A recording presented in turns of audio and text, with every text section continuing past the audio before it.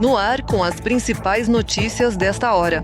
Sou Catarina Nesterenko. O exército russo continua a aterrorizar as cidades da Ucrânia. Esta noite, Zaporizhzhia e a região foram alvo de bombardeios. Como resultado do ataque, 2 pessoas morreram e outras 4 ficaram feridas. Em apenas um dia, os militares russos realizaram 754 ataques contra 44 localidades da região.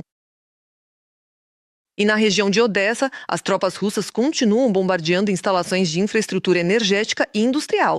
Nesta noite, a Rússia atacou a região com drones. Houve 2 mortos e 3 feridos, segundo o chefe da administração militar, Oleg Kiper. Foram danificados galpões industriais e prédios administrativos. Os incêndios que surgiram foram apagados pelos bombeiros.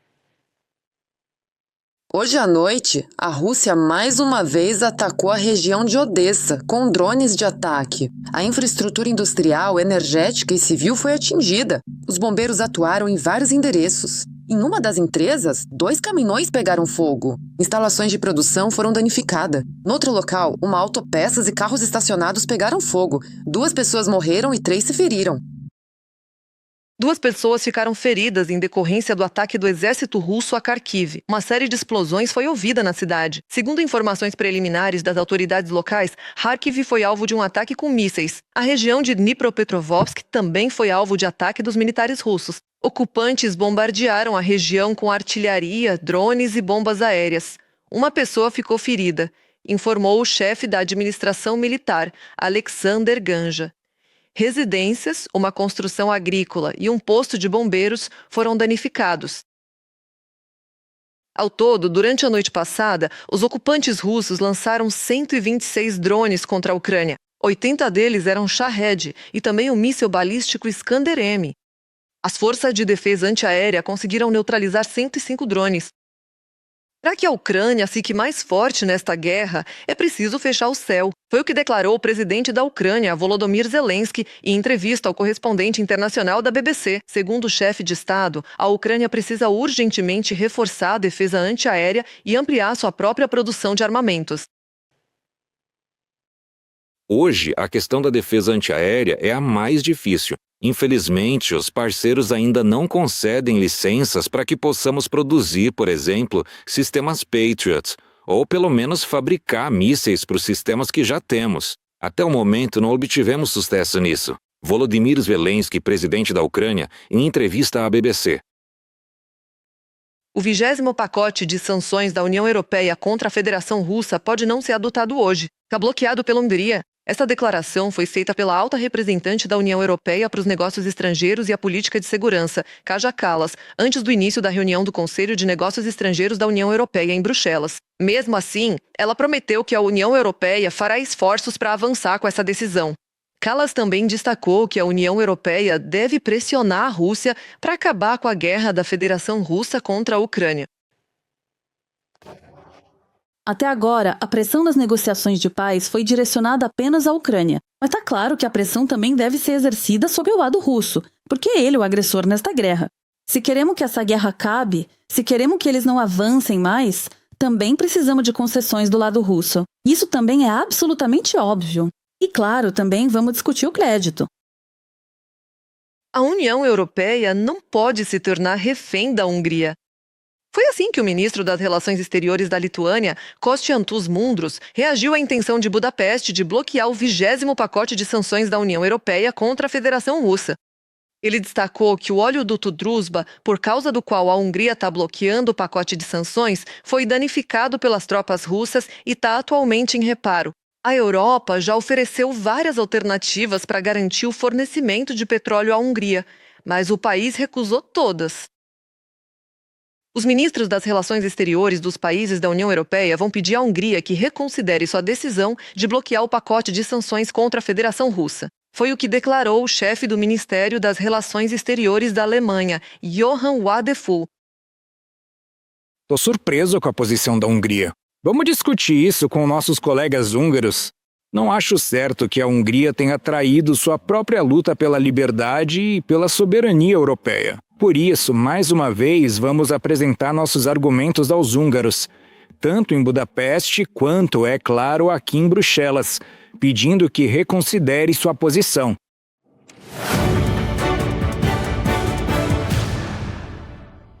em Novorossiysk foi descoberto um novo depósito secreto na base da frota do Mar Negro da Federação Russa. É uma instalação de importância crítica. Por meio dela, a frota do Mar Negro recebe ordens de Moscou e coordena todas as suas ações. Isso foi relatado pelo movimento de guerrilha Artesh. No local, há segurança militar, além de trabalhos sendo realizados com o uso de placas de concreto. Torres de observação e comunicação estão em funcionamento. Os guerrilheiros acreditam que os russos estão usando essa área como um depósito de retaguarda para dispersar seus estoques, tentando salvar seus recursos de ataques ao porto. A seguir, vamos contar a história de um herói inabalável. O fuzileiro Artem perdeu os braços na linha de frente, mas não perdeu o essencial, a vontade de viver. Ele usa o smartphone com a ponta do nariz, lê livros virando as páginas com os pés e aprende todos os dias a fazer coisas que são rotineiras para a maioria das pessoas. Ele faz reabilitação em Lviv e prepara-se para as próteses. Detalhes na trama.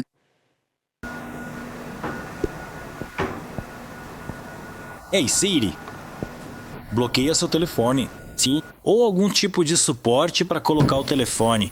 Tem algum suporte onde dá para colocar o telefone? Você se posiciona de modo que o Face ID funcione.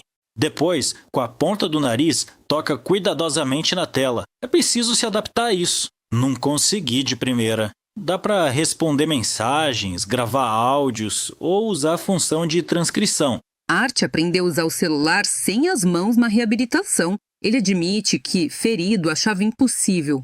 Artem, 30 anos, é de Mykolaiv. Antes da guerra total, era engenheiro eletromecânico. Em agosto de 2022, voluntariou-se às Forças de Defesa, serviu no 53º Batalhão de Fuzileiros Navais, lutou em Donetsk e atuou na inteligência aérea. Em 6 de novembro de 2025, saindo de Pokrovsk, ele sofreu um ataque de morteiro. A situação já estava extremamente difícil. A situação já era crítica. Praticamente não havia logística. Saímos a pé e, durante essa saída, fomos atingidos por um bombardeio de morteiro. O morteiro explodiu literalmente a 1 metro na minha frente. Consegui reagir ao ouvir o assobio e me joguei no chão. Isso provavelmente foi o que salvou minha vida. Os companheiros prestaram os primeiros socorros ao Artem. Colocaram um torniquete. A evacuação foi difícil e demorada, mais de 12 horas sob bombardeios constantes. Já naquela hora, o soldado entendia, provavelmente perderia as mãos. Naquele momento, meus companheiros, ficou claro que o ferimento era muito grave. Os companheiros fizeram tudo o que era possível. A prioridade deles era salvar minha vida, e por isso sou infinitamente grato, porque graças a eles estou aqui hoje. Na reabilitação, Artem reaprendia a viver. Primeiro, lendo o livro com os pés. Depois, usando o celular com o nariz e o dedão do pé. Para ajudar, a sogra deu meias especiais com uma abertura. Isso facilitou muito o dia a dia. Artem criou, com terapeutas ocupacionais, um aparelho para se alimentar. Ou seja, para comer alimentos sólidos, basicamente, para comer alimentos sólidos, esse dispositivo é muito adequado. Dá para pegar a comida com um garfo ou espetar e levar até a boca. Ainda é difícil, mas estou treinando. O mais importante é que eu consigo fazer isso sozinho. Especialistas dizem, Art é muito motivado, está aprendendo a compensar a perda das mãos e não teme experimentar. O principal objetivo dele é a máxima independência. A principal tarefa da terapia ocupacional? A principal missão da terapia ocupacional na fase pré-prótese é devolver à pessoa as tarefas do dia a dia. Começamos com as ações mais simples, acender a luz, apertar o botão do elevador, servir água para si mesmo. Aos poucos, fomos passando para tarefas mais complexas. Mesmo com a grave lesão e longa adaptação, os sonhos de Artem são simples e corajosos. Voltando a de bicicleta, dirigir, ter independência e vida ativa. Yulia Bill e Vadim Dmitriev de Lviv para TV Freedom. Inscreva-se no nosso canal UATV Português e mantenha-se atualizado com os eventos mais importantes, as principais notícias da Ucrânia e do mundo, análises profundas, reportagens exclusivas e entrevistas. Tudo ao alcance da sua mão em nosso canal. Junte-se à nossa comunidade de espectadores e mantenha-se conectado.